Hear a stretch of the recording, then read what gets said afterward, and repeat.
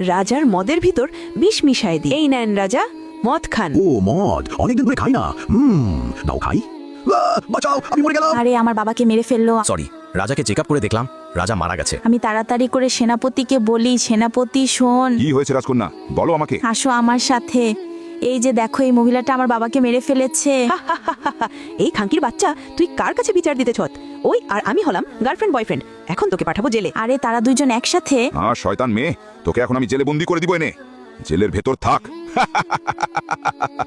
দেখো আমরা কত বড় লোক হয়ে গেলাম, ফুল রাজও এখন আমাদের। আরে আমাকে জেলের ভিতরে বন্দি করে দিলে তারা, আমাকে জেল থেকে পলাতে হবে। এই তো আমি এদিক দিয়ে জেল থেকে পলায়ে যাই।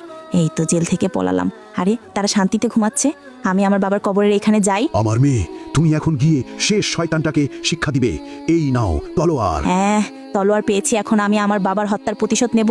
কিন্তু সেটা দেখার আগে আল্লাহর এই ছবিটা দেখে যারা ইগনোর করবে তাদের মনের আশা কখনো পূরণ হবে না। আর যারা আল্লাহর এই ছবিটা দেখে মন থেকে লাইক এবং সাবস্ক্রাইব করবে তাদের মনের আশা পূরণ হয়ে যাবে। তাই আল্লাহকে ভালোবাসলে লাইক এবং সাবস্ক্রাইব করে দাও।